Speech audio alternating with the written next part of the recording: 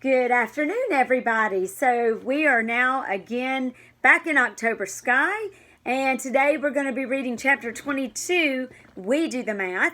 But to rehash a little bit of the last chapter we read, you will remember that we found out that the steel company was starting to sell off the homes in Coalwood, and even though Sonny's dad stands up against it and Mr. Van Dyke, you will remember that Van Dyke loses his job because of it, and they bring in a new mine superintendent named Fuller. And the boys run into a lot of conflict with Fuller. And remember also, they shoot off their rocket with the brand new Zinco Shine, the zinc and sulfur combination. And the rocket beats the mile barrier, which is fantastic. But you'll remember when the rocket lands somewhere on company property that Mr. Fuller is not thrilled with, he ends up having his men plow down their place where they shoot off the rockets. But then we see practically all of their supporters stand up against Mr. Fuller. They are not afraid of him at all. And then finally at the very end, we see Homer's dad talk to Fuller. Now, we don't really know exactly what his dad said to Mr. Fuller, but we know that whatever he says, anyway, Fuller backs off, and he basically tells Sonny, I will give you everything you need so that you have your place. So it's quite an exciting chapter with a lot of things happening in it. But remember, we're also seeing where Sonny notices that his dad doesn't seem to feel too well. He talks about him being gaunt and just not looking good. Doesn't mention him being sick, really. But it certainly gives us a little hint that maybe the black spot that we read about earlier in the book, maybe it's starting to have an effect on him. So everybody get your book and turn to page 336. We do the math. A few days later, Mr. Fuller abruptly left town. The fence said Dad had run him out. But I think the real reason was he had done his job for the steel company as the designated hatchet man. A new general superintendent arrived a week later as Mr. Boondini. Mr. Boondini was a gentleman reminiscent of Mr. Van Dyke. But he also brought with him more bad news from the steel company. The mine was ordered to go to a 4-day work week. Dad met with his foreman and told them a 20% cut in salaries, his included, would take effect immediately. So you do need to know that Mr. Fuller's gone. Mr. Boondini has come in, but that they've gone to 4-day work week and there's going to be a cut in pay even for Homer. The fall season blew in with a rush of cold wind, the maple trees in the yard flashing orange and then dumping their leaves as if in a hurry to get it over with. It was usually Jim's job to rake up the leaves, but this year it fell to me. It was one of the little things that reminded me my brother was really gone, along with the oddly unsettling silence from his room. His class had scattered. The gossip that reached me said Valentine Carmina and Buck Trent had married. So that's kind of good news that they'd gotten back together. Odell said he thought Buck had lit out for Detroit, gone there, I suppose, to build cars. I worried for Valentine and hoped she was all right. Remember, Detroit is Motor City because they are known for their big company plant, their car building company. Jim had stopped taking Dorothy out a few weeks after their first date. A typical move, the chase more important to him than the catch. He had gone off to college with his football scholarship in July. Letters and phone calls from him indicated that he was doing well on the practice field, but needed frequent cash infusions to keep his wardrobe up to college standards. Mom wrote the necessary checks and mailed them off. Besides my class moving up to senior status, there were other changes at the high school.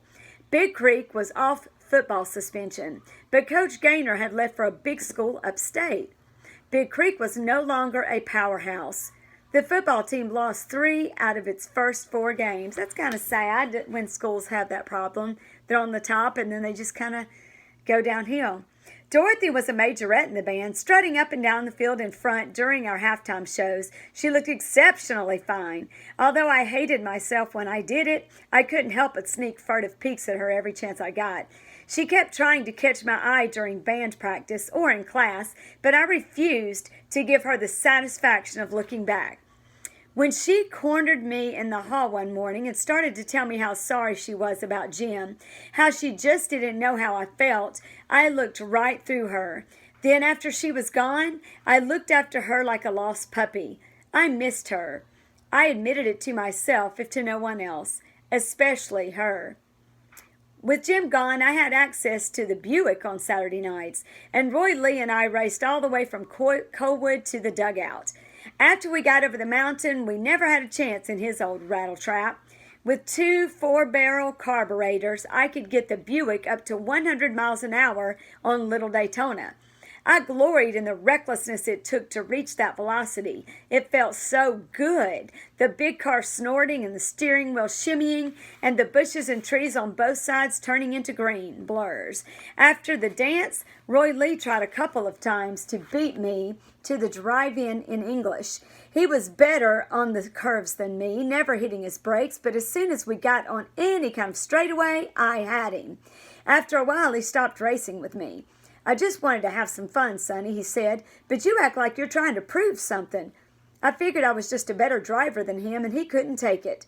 As Dad promised, all I had to do was to tell Leon Farrow what I needed for the BCMA, and it was delivered. Steel tubing, sheet aluminum, SAE 1020 bar stock, whatever I wanted. When Mr. Farrow called to let me know of the new materials, he asked for no trade, volunteering to do whatever I asked of him. Everything was in place for us to take the next big step in rocket design. AUK 23 was going to be the first rocket to be based on the sum total of Miss Riley's book, the calculus that Quentin had learned in Mr. Hartsfield's class and that I had learned on my own, coupled with the practical knowledge we had gained through 2 years of failure and success. So I definitely would highlight that whole little section starting with AUK 23. Point out what it meant. It was going to be the first rocket to be based on the sum total of Miss Riley's book and the calculus that he had learned from Quentin and from his dad's book. So I would definitely point that out. And from 2 years of failures and successes, they'd learned from that, which is, again, proof that we learned from our failures. Quentin thumbed over to Colwood on a Saturday in November, and we went up to my room to work the equations, while Daisy Mae watched us with wide eyes from the pillow on my bed and Chipper from his upside-down perch on the window curtains. Quentin read each procedure aloud from Miss Riley's book, his bony finger running along from equation to equation. The book described the phenomenon that dictated rocket nozzle design, and Quentin and I talked about it until we were certain we understood it. When rocket propellant burned, it first produced a river of gas that flowed into the convergent section of the nozzle. If the river continued through the throat at less than sonic speed, that is to say less than the speed of sound, it became compacted in the divergent section, bound in turmoil and inefficient. But if the gas river reached the speed of sound at the throat, the key to nozzle design, Sonny, then the gas flow in the divergent section would go supersonic, a very good thing. The series of equations we needed to work described the parameters of thrust coefficient, nozzle throat area, combustion chamber cross-sectional areas, and velocity of the gases predicted for any particular propellant. The book also called for us to make decisions we had never made before. How high and fast was our rocket to go, and how heavy was our payload going to be? We understood that the questions were related. The first thing Quentin and I did was scratch any payload from consideration. We were committed to the glory of pure altitude. Let's go for 2 miles, Quentin said. Why not 30, I demanded. Quentin was more cautious. Let's just see what it takes to double our altitude, he said. I opened a desk drawer and pulled out a pad of notebook paper. The same equation we'd used to calculate altitude based on time was the one we needed first. Good old S equals 1 over 2AT squared.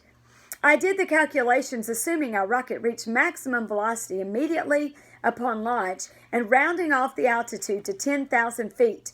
The result equaled a velocity of 800 feet per second, or 545.45 miles per hour.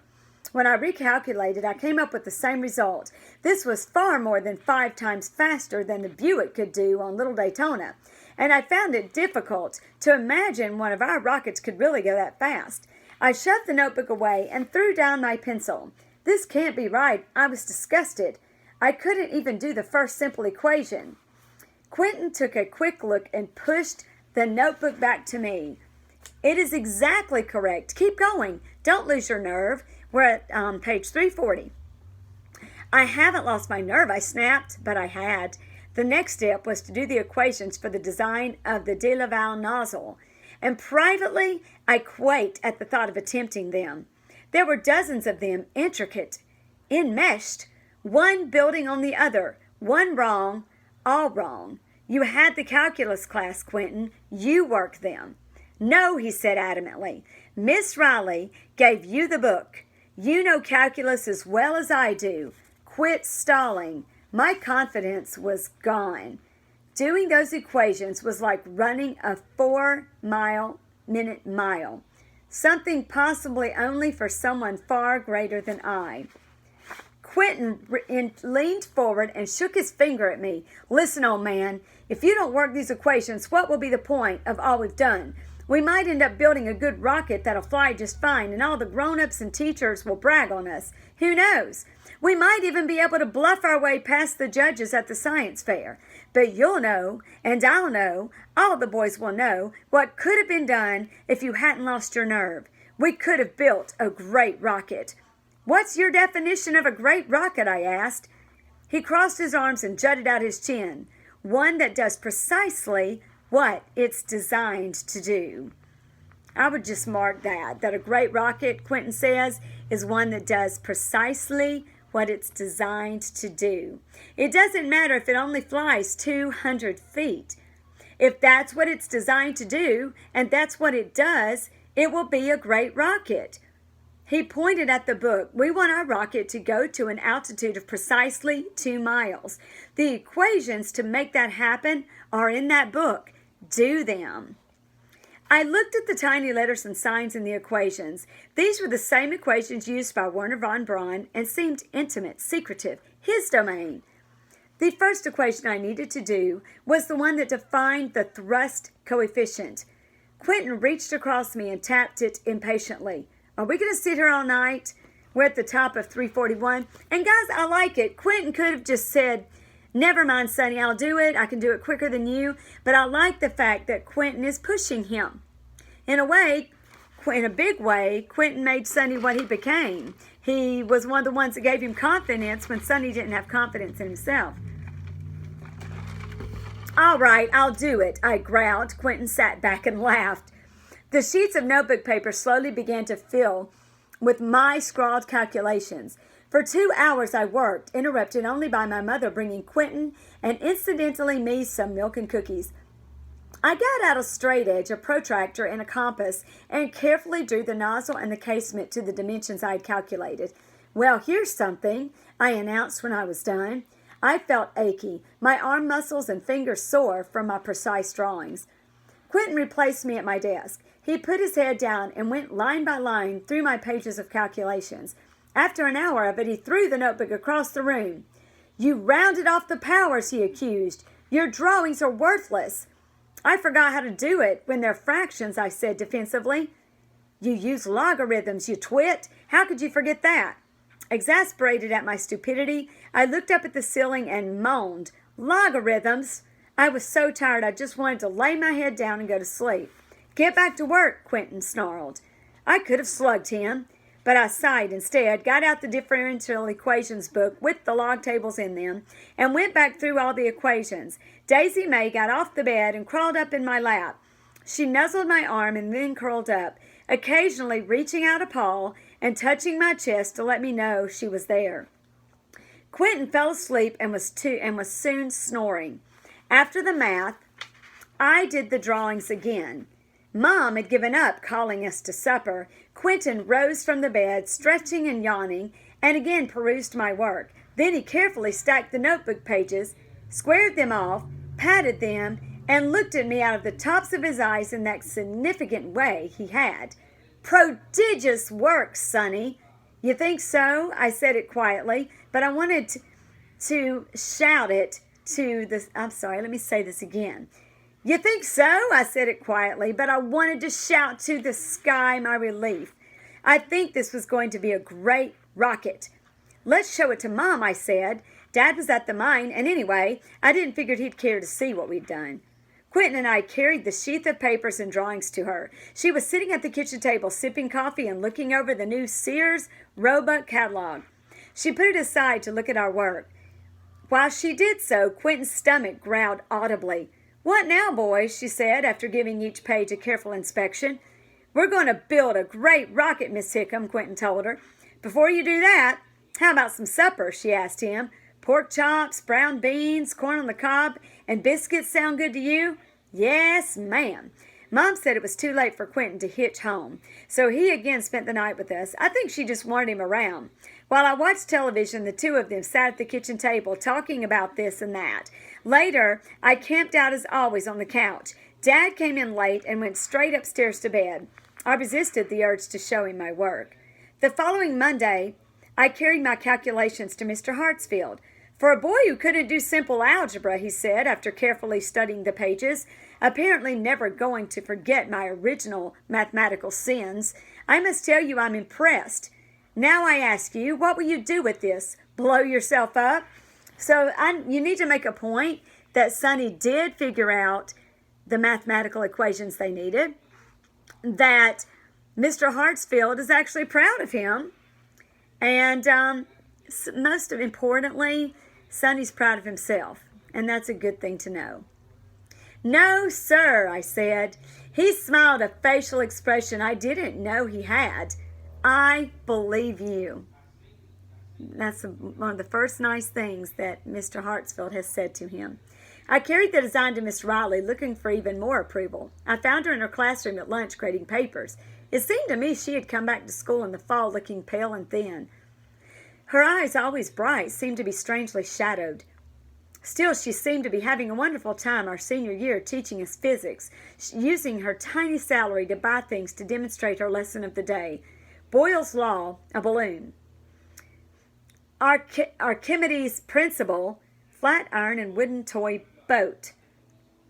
Centripetal and centrifugal forces, a yo-yo.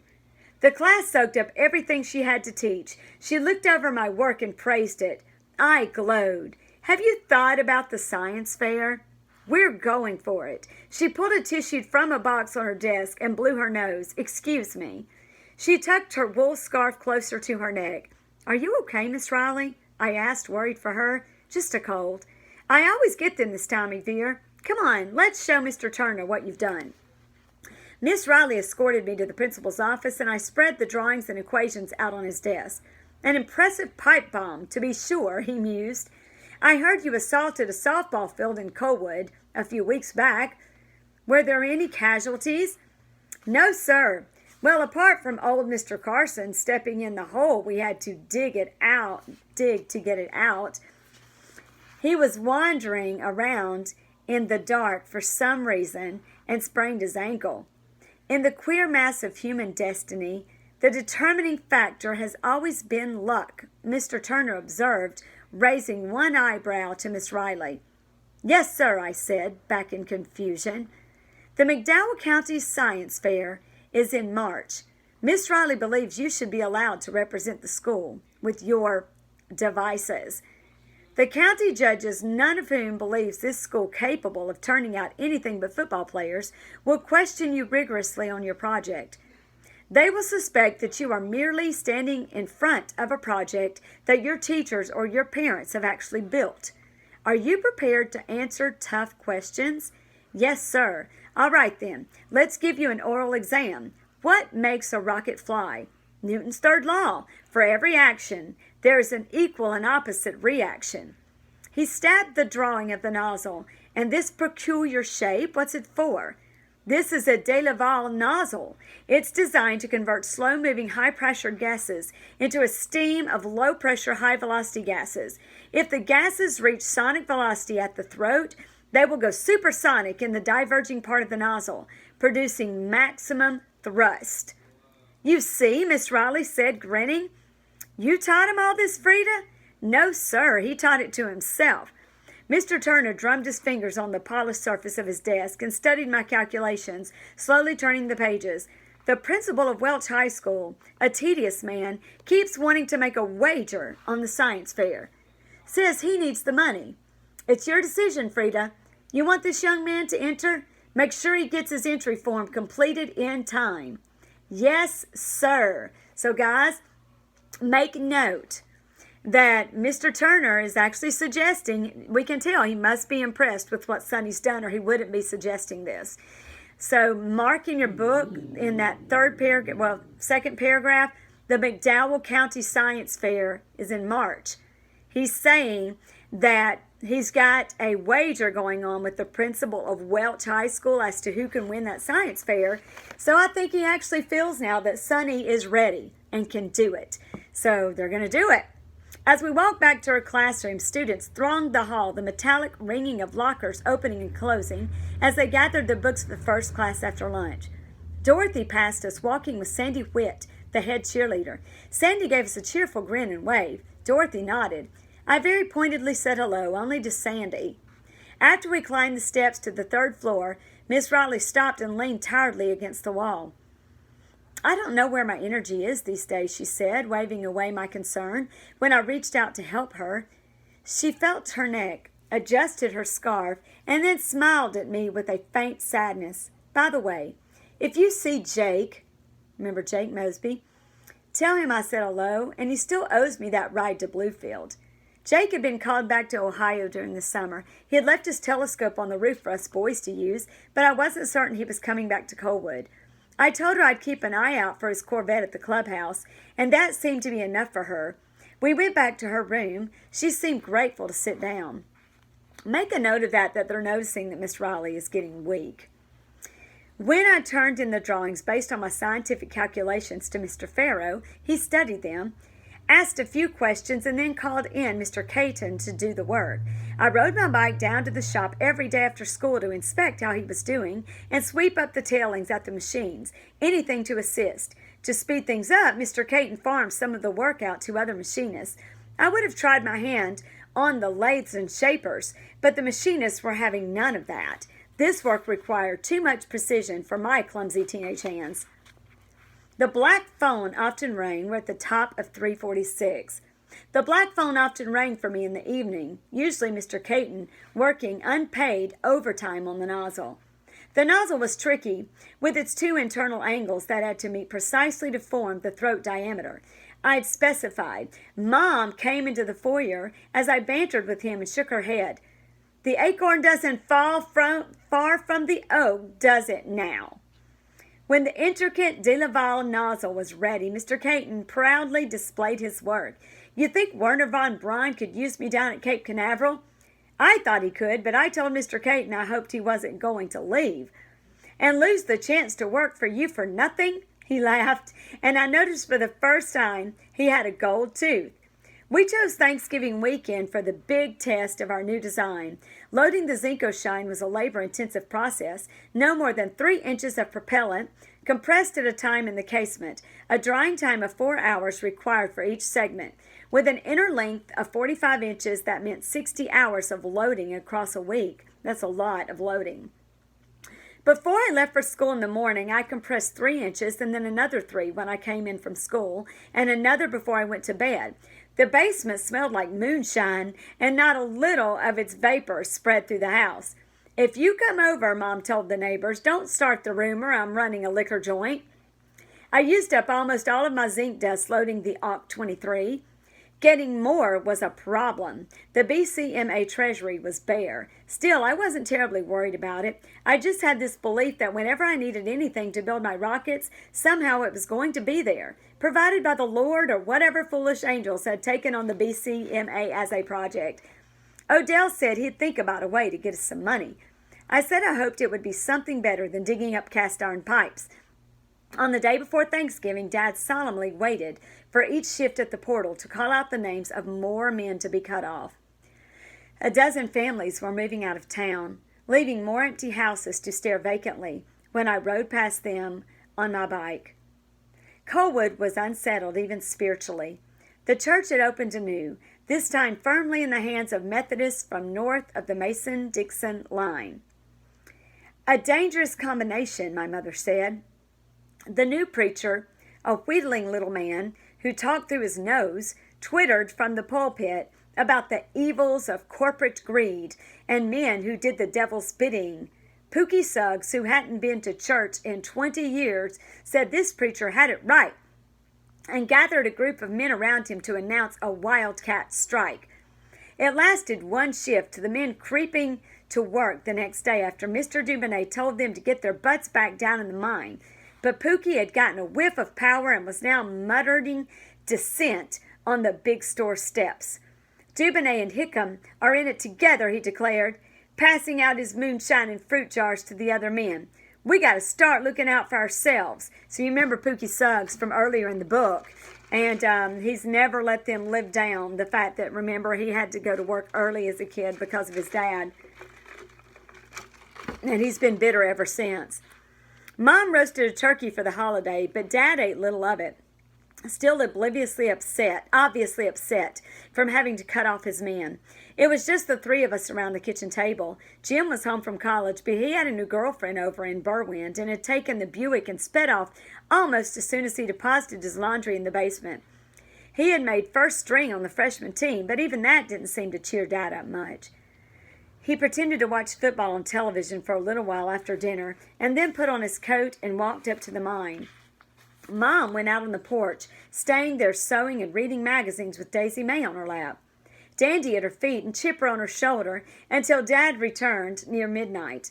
I was in my room designing more nozzles when I heard her hurry off to bed. I think she didn't want him to know she had waited up for him. The next weekend, the largest crowd that had ever come to Cape Colwood showed up. Nearly 300 milling people, even a few from the Welch side of the county. We passed the line of cars that began a quarter of the way to Frog Level with me carrying Oct 23 across my legs in the back seat of Royley's car. It was the biggest, heaviest rocket we'd ever built, 4 feet in length. And I found myself wishing on the drive down that Mr. Bykovsky was around to see it, and Mrs. Bykovsky too. At the Cape, I pressed a cork plug inside the nozzle to hold the nicochrome wire igniter in place. Some of the new and more curious watchers, not knowing the protocol that had been developed by our steadier customers, came out on the slack to get a better view. I was alarmed to see a few children pull up a log not 100 feet from the pad, as if they meant to stay there. Sherman went over to shoo them back to the road and then began to round up all the others. Quentin walked down range to operate the far theodolite, while the rest of us piled inside the blockhouse after running up our flag. We were ready to go. I was tense as I began the countdown. Although Quentin was confident, I was a little afraid of this rocket. I took a deep breath and turned the firing switch on the professional-looking console Billy and Sherman had built. With a mighty burst of fire and smoke, Oct 23 tore off the pad and streaked out of sight, a deep thunder reverberating from mountain to mountain and echoing up the valley. Our audience all looked up after it with their mouths open.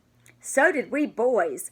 If a flock of birds with a sense of humor had flown over at that moment, we might all have suffered. There was no sign of our rocket at all. It had simply vanished. Quentin rang up and reported the same result downrange. A towering funnel of smoke gradually drifted over us. Oct 23 was up there somewhere.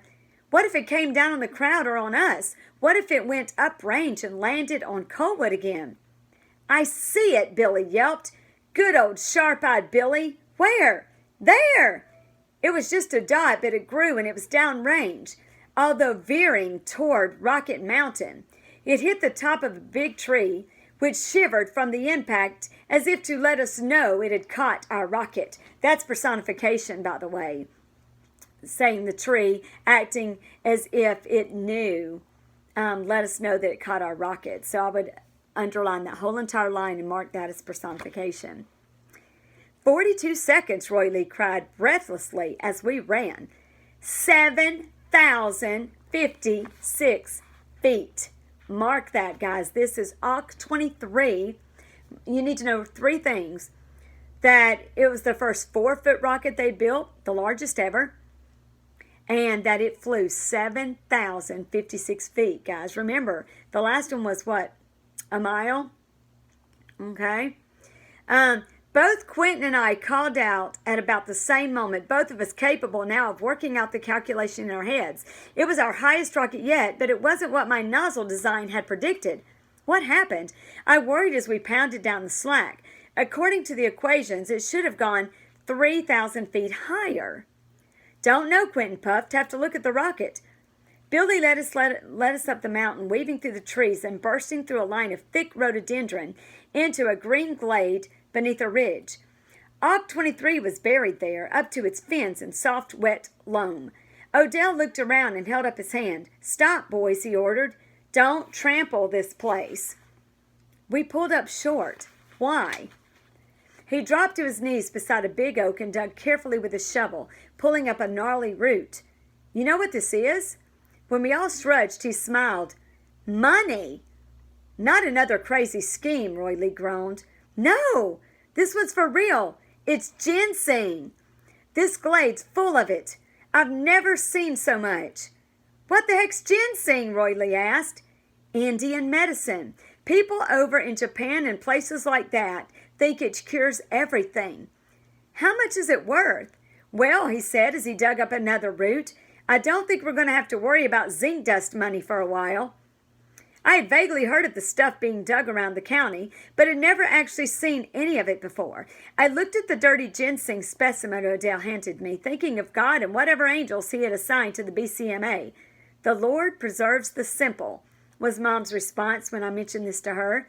Quentin and Sherman were busily digging out the rocket, finally pulling it out of the packed earth. Quentin peered inside the nozzle and then ran his fingers inside it, wiping out the greasy residue. Erosion! The worst we've ever seen. The throat diameter that I had so carefully calculated with Mr. Caton and his buddies had so precisely machined was now an ugly, oblong, pitted abomination. It ate 1020 bar stock. Burned it out like it was cardboard, I marveled. "We must learn to control this," Quentin said, ominously. "Or we might as well quit." So I would mark two things. Okay, they realized that the rocket was supposed to fly higher than it did, and they realized there was a problem with erosion in the nozzle. So they're trying to figure that out. I would also highlight that they discovered ginseng, which was worth a lot of money. And guys, you see that now. There was a show recently on TV, and I don't know if it's still on, but it was about people going in and picking ginseng to sell. And you see that all the time. It's supposed to promote a better memory. So ginseng is a valuable, would you say, herb? So moving on. Let's see.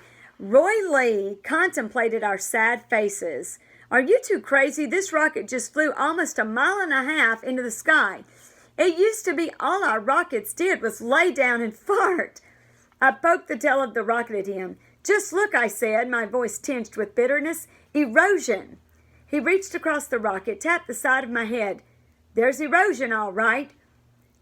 There were several men in Welch who ran ads in the paper for ginseng root and paid good money. So for once, one of Odell's schemes paid off. We made enough to buy a full 20 pounds of zinc dust. Auk 24 was ready 3 weeks later. It was a stretch version of Auk 23.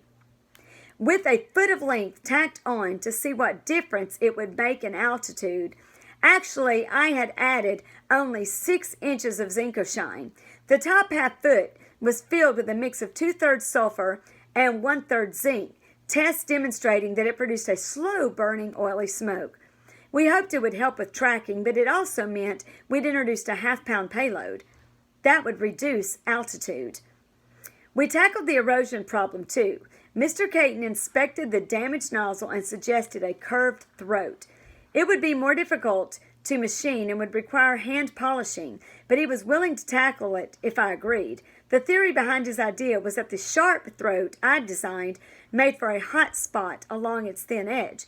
Once melting began, it just kept going, eating out the rest of the throat. We had our next launch on the same day as the Big Creek Christmas formal. While other boys across the district were washing their cars and going across the mountain to Welch to pick up corsages for their dates, we Rocket boys were down on our hands and knees at Cape Colwood, worrying over the latest auk. Only Roy Lee had a date.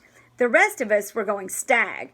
I put off asking anyone until it was too late, telling myself it didn't matter because true rocket scientists didn't have time for such things. How many times do I have to tell you those old boys don't do nothing but chase tail, Roy Lee said, rolling his eyes. All those women in bikinis strutting around Cape Canaveral, and there's old Werner and his boys with their big rockets sticking up in the air. How do you feel when our rockets work? Wonderful. Well, there you are. Rocket scientists feel wonderful too. And who else you going to want to share wonderful feelings with if it ain't a girl? It is nice to be able to tell somebody when our rockets work, I admitted. I involuntarily thought of Dorothy. It had meant so much to me to tell her about each rocket. Now there was no one except Daisy May.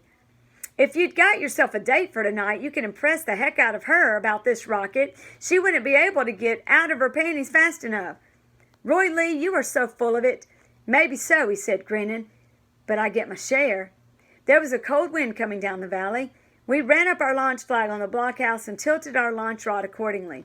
Billy ran down to the far theodolite this time, and Roy Lee went over to the crowd along the road to chase them off the slack. We were about the only amusement left in town, it seemed. The traffic had increased to the point that Tag had to come down and direct it.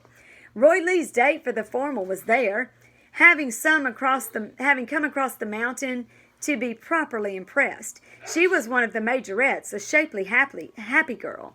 I saw Roy Lee put his arm around her. She slapped his hand away when he let it drift down over her breast.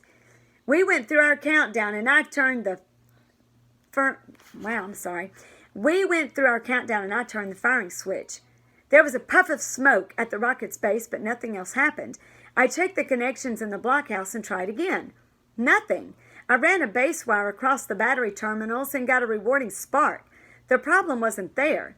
Don't go out there, Quentin told me, even if as I walked outside the blockhouse and studied the rocket with binoculars. It could be smoldering. The crowd of people on the road was restless. I saw Pookie come out of the crowd, unlimbering a .22 rifle from his shoulder. He knelt behind a rock and took a bead. Boss's boy, he yelled. You want me to shoot? With just those few words, I could tell he was drunk. I waved Pookie off. I thought I knew what had happened. I think the cork fell out. The curved throat probably doesn't hold it as well.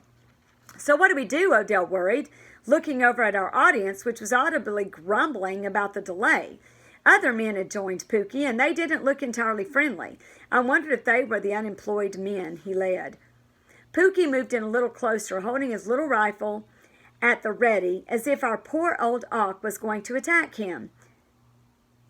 Can't do anything right, he called. We've got to go out and fix it, I said.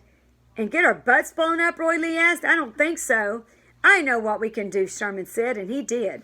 Sherman and I crawled on our bellies, pushing in front of us our makeshift armor of corrugated tin taken from the blockhouse roof. Pookie laughed at us, and the men with him hooted. Y'all boys look like some kind of silver turtle, Pookie yelled. I ignored his taunts. When Sherman and I got within arm's reach of our auk, I inspected its base. There was a smudge of soot there, spreading up into the fins. There was no sign of smoke. The nicochrome wire was lying in the charred remains of the cork, which had either slipped or been pushed out of place by the aborted exhaust. I carefully pulled the wire back and inspected it. It was oxidized and useless. I'd carried some old firecracker fuse with me and carefully threaded it up into the nozzle until I could feel it stick in the Zincoshine compound. Sherman, this fuse is 3 years old. My guess is it's going to burn real fast. As soon as I light it, we've got to make a run for it. Are you ready? Sherman nodded. Ready. I lit the fuse. It flashed. There was no time to do anything but dig our faces into the slack. Pookie, who had crept in closer, didn't even have time for that. The shock wave of the launch knocked him down, and he got up howling and ran to the blockhouse and leaped behind it. Auk 24 zipped out of sight, the crowd eyeing and the other boys running out to Sherman and me to pick us up. Time! I yelled, my car ears still ringing as they peered into our slack-smudged faces. 30 seconds and counting, Roy Lee called. Don't see it yet, Billy reported from his theodolite. Wait, there it is. I looked up at a small, dim yellow line of smoke. The high-sulfur Zinkoshine at the top was doing its job, showing us where the rocket was. It was still climbing. 48 seconds. Roy Lee called when the rocket finally hit downrange, this time on the slack. 8,500 feet, I said after a moment of mental calculation. Pookie stood by the blockhouse, brushing his nasty old coveralls off, holding his .22 by the barrel. You boys are crazy, ain't you? He said, and spat tobacco juice on the side of our building. He pulled the rifle up and aimed it skyward, jerking off a round. Now looky there. I just put something up probably higher'n you. He inspected us, squinting, his yellow upper teeth grimacing in a smile. Oh, Homer's boy got the money to build rockets while the rest of the town's starving to death. Quentin whooped down range, and I let myself forget Pookie and raced down to the slack. Quentin already had the rocket dug up and was inspecting the nozzle. I stuck my nose in it, too. There were pits, but the erosion was much reduced. We grinned at each other. Super prodigious, Quentin whistled. That night, I sat in the auditorium watching the boys and girls dancing at the Christmas formal. The band, a colored one out of Bradshaw, was lively. All the girls dressed in pastels, formal dresses with lots of petticoats their mothers had sewn for them, or they had sewn for themselves. The boys were in coats and ties. A vision in pink and lace came down from the steps from the gym floor and sat down beside me. Melba June Monroe, an 11th grader, looked at me. She was a pretty girl. I'd always liked her. Hi, Sonny, she cooed. Boy, is my date boring. I don't even know where he is. Why is the tough little rocket boy going to stag to the formal? Do you want to dance? I wanted to dance, and I wanted to take her home in Roy Lee's backseat afterward. Did both, as it turned out. Rocket boy fame. So I would note that the AWK-24 was a success, and that he ended up, that the AWK-24 flew 8,500 feet, and that there was less erosion, and that he ended up going to the dance and was with Melba June Monroe. I would mark that. We're at the top of 356. In January 1960, the newspapers ran small articles about the arrival in Charleston of a senator from Massachusetts who was running for President of the United States. Can you guess who that would be? His name was John F. Kennedy. Another Senator, Hubert H. Humphrey of Minnesota, was also planning appearances in the state.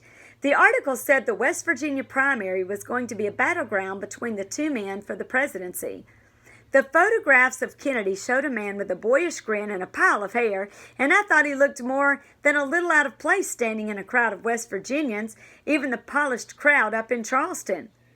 When I heard him answer questions on the television shows coming out of Charleston and Huntington, he sounded nasal, with a strange, peculiar accent that wasn't even standard Yankee. I couldn't imagine anyone ever feeling comfortable voting for him. One snowy evening in late February, when even Dad was trapped in the house, he suddenly erupted over the newspaper. Old Joe Kennedy made money, that's John Kennedy's dad, made money bootlegging, and now he figures to buy West Virginia for his son. Well, he'll probably be able to. Democrats in this state can be bought about as cheap as they come. I had sudden insight that maybe Dad and I could talk politics, even if no other subject worked for us. I gave it a little try. If he's rich, maybe he'll bring some money into the state, I offered, speaking of old Joe or John F. Kennedy, take your pick. We could sure use some around here. Those people are the worst kind there is in the world, he said, and their money's dirty. I thought it pretty good that Dad and I had actually traded a thought. I kept going, saying I thought the worst thing what there was in the world had to be the Russians. Didn't we walk around every day waiting for one of their H-bombs to be dropped on us out of the sky? Even down here in southern West Virginia? I sat back waiting for him to tell me how bad he thought the Russians were too, but he surprised me. There are Americans I'm a lot more afraid of than the Russians, Dad said. Like those who think it's okay to use the government to force you to do what's against natural law. What's natural law, I wondered, too late for an answer, because Dad was on a tear. Greedy men are the ones to keep your eye out for. They'll buy up a company just to run it into the ground. They'll let you work only 4 days a week, but demand the production of 7. I knew Dad was speaking from experience. I opened my mouth to reply, but he went on. Some will tell you that greedy and compassionate men are in competition, he said, but I'm here to tell you they're not. They run in different but parallel packs, but both will destroy this country before they're done. I remembered then all his books upstairs in the hall. He had places in his head I couldn't go and didn't want to either. While I was trying to think up an excuse to leave, Dad leaned forward and predicted, Dwight David Eisenhower will be the last good president this country will have for a very, very long time. Just then a bullet pinged through a pane in the living room window, skipped across the top of his chair where his head had been not a moment before, and lodged in the far wall.